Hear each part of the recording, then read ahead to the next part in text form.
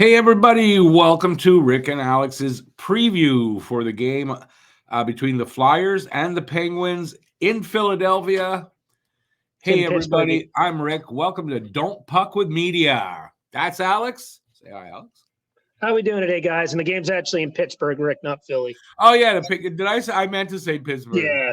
I'm Not sorry. a biggie. This is my first non-Habs It's all right. Not a big preview. deal. So you're wondering why a Habs fan is doing this preview.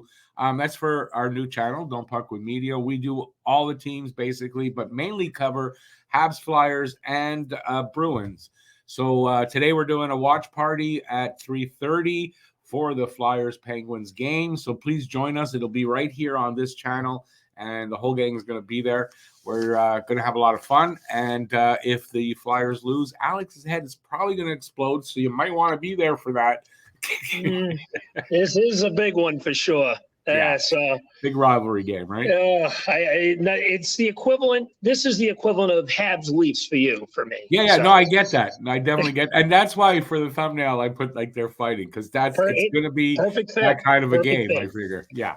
All right. So what we got here today is I've got a little bit of Habs news I'm going to go over. I've got the stats here, lineups, all that good stuff, and along the way, Alex is going to give out because Alex is the Flyer fan, so he knows a lot more than I do, and he's going to give you his opinion and all this stuff as we go along. All right, Let's get started. I'll just give you the stuff I've got news-wise. Travis Konechny is day-to-day with an upper body injury that he has sustained in practice. Yeah, likely won't be playing today. He's they said that they're going to reevaluate him most likely on Monday after this back-to-back weekend trip. So I expect him to be out today. Yeah, he's not in the projected lineups. Yeah. This is going to hurt, though, right? This is going to hurt.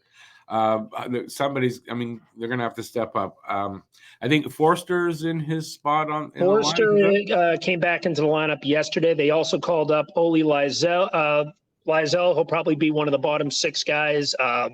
Flyers went with an 11-7 forward to defenseman call that they went with, that they seem like they've been doing a lot this year. 17th time this season with Lizell getting pulled up. I expect them to go back to 12-6 today, especially with the forwards getting the extra time that they did yesterday, and they lost to the New York Rangers. True. The projected lineup has 11-7, but I think you're right. It makes more sense. All right. Samuel Ersson, that's his name, Samuel, right? He started yesterday, so it looks like it's Cal Pettersson today. Another thing that's not might hurt. I mean, he could have a good game, right? But he played well in his last game he played. I think it was against the Seattle Kraken, picked up a 3-2 win. He did look shaky. I'm not going to say that he looked great, but he played well enough. So I'd be lying if I said I wasn't nervous, especially coming into a back-to-back and the Pittsburgh Penguins being a little well-rested. So we'll see how that goes. Yeah, speaking of back-to-backs, Flyers are 4-2-2 in the second game of back-to-backs. But the Pens do have 2 days off because they haven't played for 2 days. So, Flyers are 2-1-0 this year against the Penguins, and Pens' record is 1-0-2. Flyers lead the league with 13 shorties and tied for top PK in the league as well. So that could be something really beneficial to you, except that the only thing is the Pens do have a good PK. And you both have shitty power plays. Yes. Oh, absolutely. Flyers don't have any finishers really on their power play has been the big issue. And the one of the few that have been a finisher is not going to be playing today in Travis Konechny. Right. That's why Konechny, that's going to hurt. Yeah. Listen, sometimes someone just steps up and has that game. For sure. And if that happens, you'll be okay. But yeah, Konechny should hurt. Ray was agreeing with me. That's my dog. Oh, I absolutely agree with Ray. Penguins are 10-3-3 in their last 16 versus the Flyers. So this is another thing. I like to go over those kind of things, right? Since 2006, 2007, no defenseman has more points versus the Flyers than Chris Letang. 50 points. I'm not surprised by that. Yeah. He's always seems like he plays well against us. He's also a plus 36 versus the Flyers in his career. Second best in Flyers history, against to Bobby Orr. Really? So, Bobby Orr, huh? That one surprises me. So Letang really like he plays well against the Flyers. Yeah. He's always been one of the Flyers killers, not named Crosby. So right, yeah. I expect him to be pretty active on the ice. I know he's slowing down at this stage of his career, but probably not in games he's like definitely a focal point for the Pens today. Yeah. I mean, definitely. So the Penguins are 380, 87, and 45 when both Crosby and Malkin record a point in a game. I thought that was that's an interesting stat. Doesn't really mean anything. They're both older now, but it's something to look at. And then Emil Bemstrom. I wrote here should, but it looks like he's in the projected lineup, so he should make his Penguins debut. Just and they acquired him from Columbus. Yep. Yeah. So we on my channel, Talking Habs, when we do the games, I always do a guess the score contest. We're not really going to do that here, but if you do want to guess the score and the first goal scorer of the game for fun and bragging rights, please do that in the comments. I'm going to give you my guess. If you want one, take a guess. He's not going to like me. I'm going 4-2 Pittsburgh. And Brian Rust getting the first goal, because Rust, I think, is on a 4-goal point streak against the Flyers right now. Yeah. And he's got a good record also. Like he's pretty good at getting points against you guys. So how do you think it's going to turn out? So realistically, the Flyers, if they're going to win this game, they're going to have to start fast, especially coming off a back-to-back. They played a very hard-nosed physical game with the Rangers yesterday. It seemed like they left almost everything out in the tank trying to win that game, and they played a very good game. If you look at pace of play, I think Philly actually outplayed the Rangers, but Igor Shesterkin was absolutely fabulous in net. So because of that, Flyers need to start fast in this one. If they don't and they go down early, I just don't see them winning this game. Key players to watch in this game, they're going to need some real production from some of the top 6 guys. Owen Tippett. I need to see him and Joel Farabee step up. Joel Farabee has been goalless in his last 10 or 11 games. It's one of those two numbers. Yeah. So I'd like to see, he's the guy I'm focal pointing today. I think he needs to get out of his schneid. I need to see a good game from Owen Tippett as well. Those two guys really need to be focused. I need to see Jamie Drysdale to really help execute the quarterback power play for this team. I think to win this game, I know Pittsburgh does have a penalty kill, but Philly's going to have to put in a power play goal to win this one. If I look at the prediction in this, I think the Flyers are going to play a hard-nosed game. I'm going to predict that they win this game in overtime. I'm going to say 4-3 Flyers. I think this is a game that they're going to actually jump out strong, but the legs are going to start to give in the third period, and Pittsburgh's going to fight back and tie it. Send the game to overtime, and the Flyers end up winning it there. But I will say this, if they go down early, I just can't see them coming back in this one with coming off the back-to-back and Pittsburgh being as well-rested as they are. And Cal Pedersen's going to have a good game. He's played good in his last 2 games, a .920 save percentage in that time frame. But for the year, he's only played a handful of games. Obviously, with Carter Hart no longer in the picture, he's going to have to come up with a couple of really big games for us down the line. Yeah. Flyers lost 2 points in the standings to New Jersey, who picked up a win yesterday against your Habs. I was kind of rooting for you. I was hoping you could beat the Devils. Yeah, me too. But they play against Tampa today, so I'm going to do a little bit of scoreboard watching in that retrospect. So Flyers got to watch New Jersey right now. So if the Flyers are going to hold on to make the playoffs, a game like this is a game that you got to at least get a point out of, in my opinion, because New Jersey's got some easy games coming up. Yeah. Pittsburgh's goaltending has been excellent this year. Tristan Jarry. Yeah. And I struggle with the name of the backup, Nedeljkovic. I don't know how Nedeljkovic. Yeah. Nedeljkovic. He's been they have a pretty good goalie tandem. I have to give them that. But the Penguins' biggest weakness is they have getting nothing from their depth scoring. It's been absolutely abysmal. Crosby's had a fantastic year, 31 goals already, and the Penguins still obviously got their big guns. Erik Karlsson's been pretty decent still for them offensively. As you noted out, Chris Letang is going to be a big part of this today. He's a guy that always seems like he gets his nose in the game. Yeah. But he's someone who turns the puck over often. So I think that if the Flyers can play their gritty style against them, I'm not too worried about the Pens power play. It's very weird to say that over the years because that's always seemed like it's killed us. But Flyers penalty kill has been excellent. They have killed, I believe, 32 out of their last 34 kills. So that's going to be a key. The PK is going to have to continue to play well. PK's Malkin has started to really hit the back nine of his career. I'm not sure what to expect from him. And then you got to keep an eye on Jake Getzel. You could be seeing the final couple games of him as a Penguin. So he may want to go out in a last hurrah with them, maybe pot a goal or two against us today. And he's always been a pretty big Flyers killer as well. But my keys to the game is the Flyers' top six has to be productive with the missing Travis Konechny. Rasmus Ristolainen still out of the lineup. He's going to be gone for another couple of weeks with a lower body injury.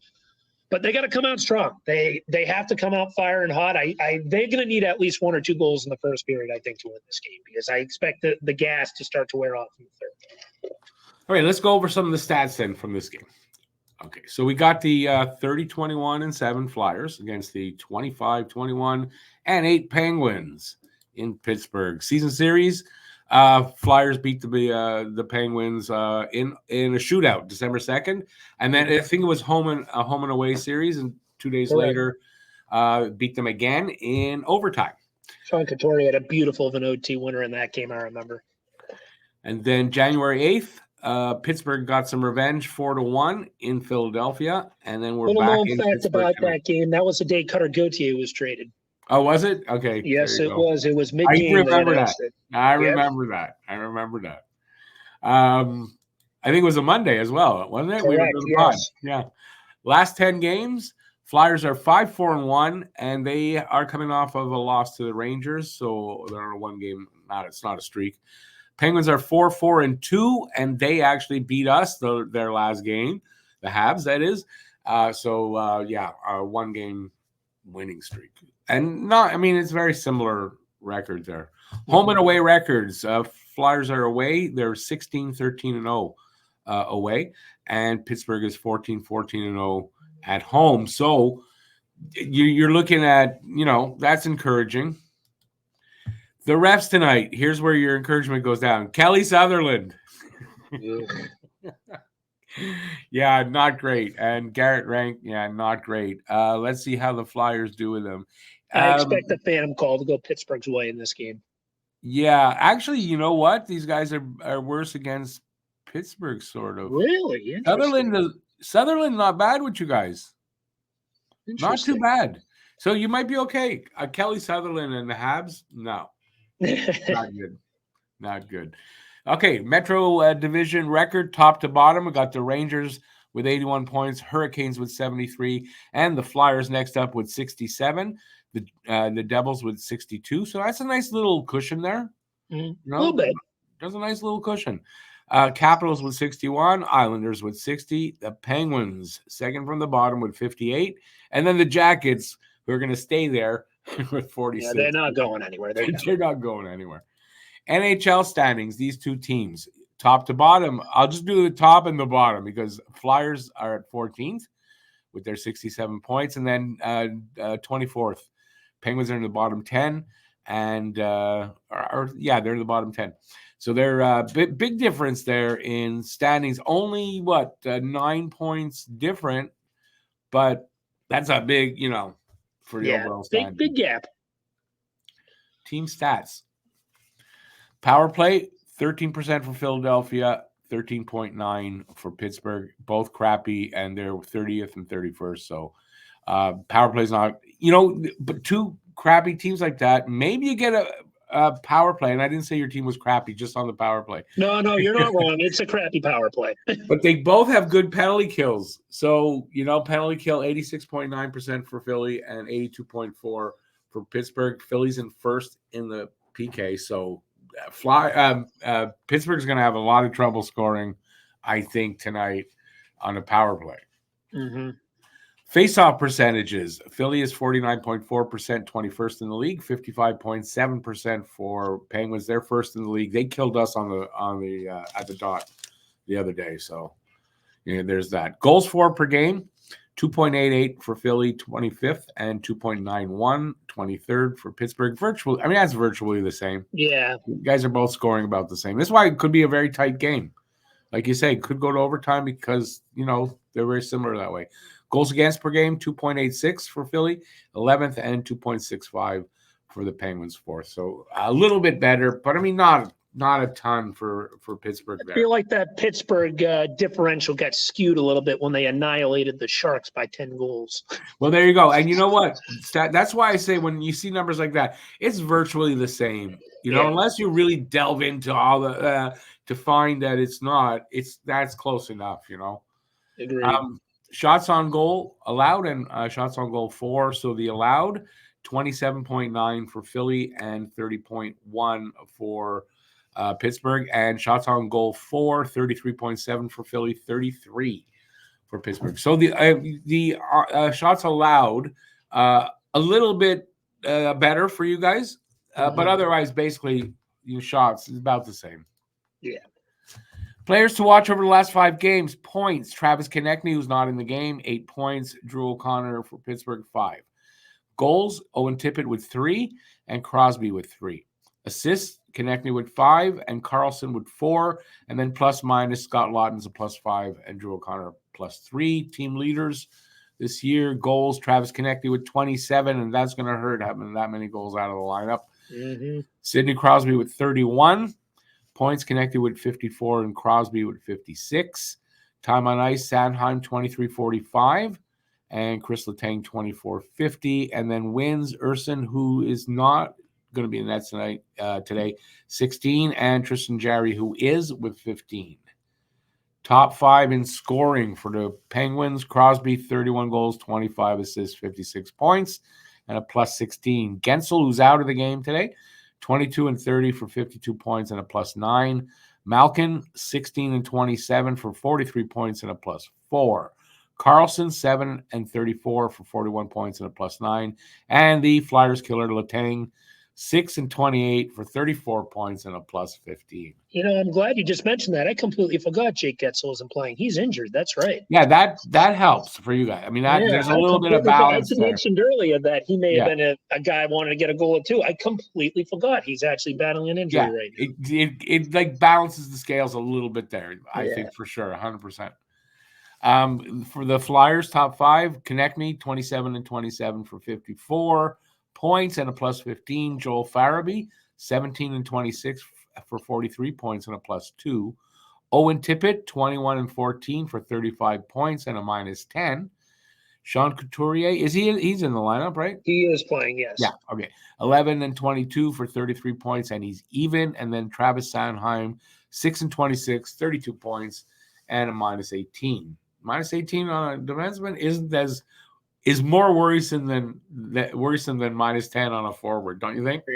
Yeah, Sanheim has been very up and down this year. I feel like he was a lot better in the first half of the season. Since about maybe late December, you didn't see the explosive Sanheim that you saw at the beginning of the year. Overall, it's still been a better season for him this year than last.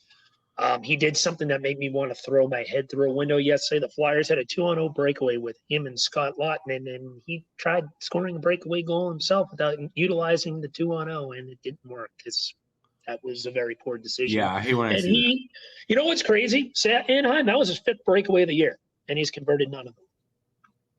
Well, he's a defenseman, so I know, I guess that's why, right? A defenseman is 5 breakaways on the year. Yeah, that's kind of odd, though. Yeah.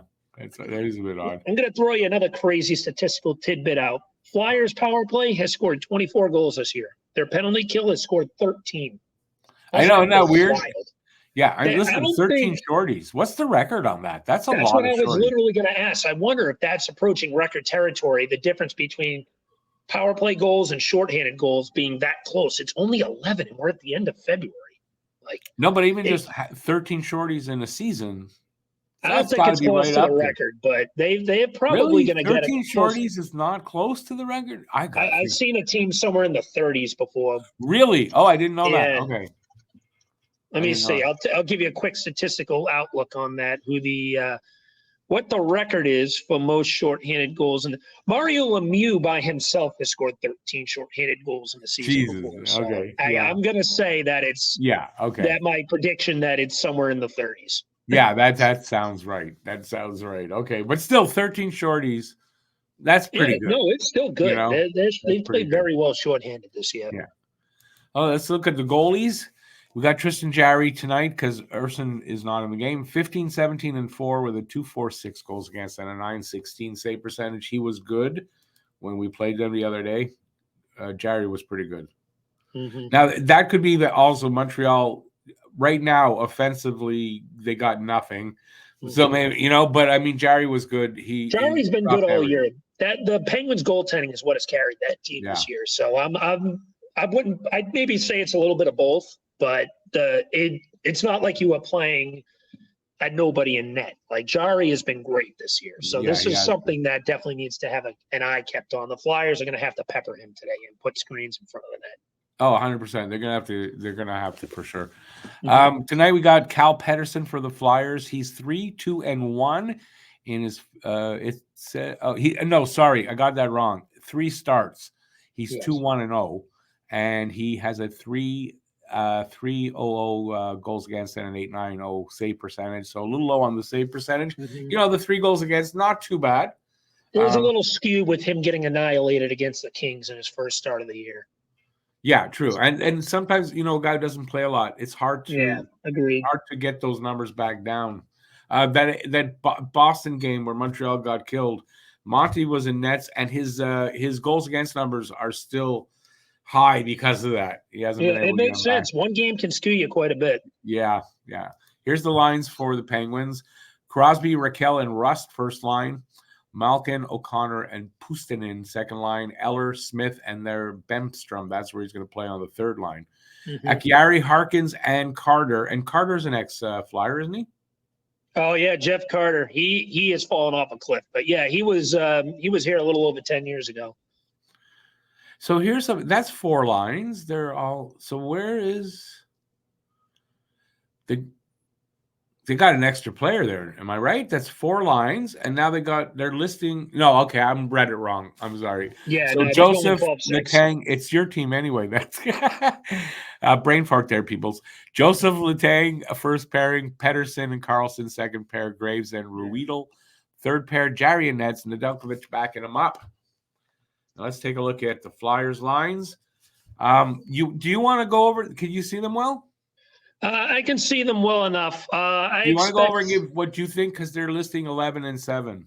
Yeah, so I have a feeling like Zelda's spot into the lineup today. I'd like them to potentially go with a lineup without Konechny, maybe go Tippett, Frost, and then maybe have, I would say, I don't know if I want to put Atkinson on that 1RW spot. Probably keep Forster on. I mean, maybe jump Forster to the top spot and then go Farabee, Couturier, and then even consider Lygzel as that 2 spot. And then I don't think they touch Cates, Paling, and Hathaway. That pairing has been running well lately.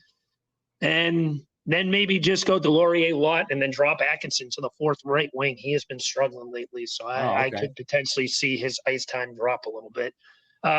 Deep pairings, I expect what you see right there to be pretty legitimate. Maybe they move York with Jamie Drysdale and move Sanheim down a little bit. But someone, unfortunately, is going to have to pair with Mark Stahl unless if they healthy scratch him. But if I had to pick, I'd like them to go Sanheim and York, Zamula, Drysdale, and Sealer Walker. Do not touch that Sealer Walker line. That has been the definition of consistent all year. And then Cal Pettersson will probably be in net in this game. Yeah, that sounds about right. All right. Yeah. Well, we got to the end of our preview. First ever preview on Don't Puck with Media. Thanks everybody for watching. Really appreciate it. And we'll be doing a few games like this over the rest of the season and in the playoffs. And so keep your eyes out for that. And that's it. So we'll be back at 3:30 for the watch party for the game. And hopefully you guys will join us for that. It's out there.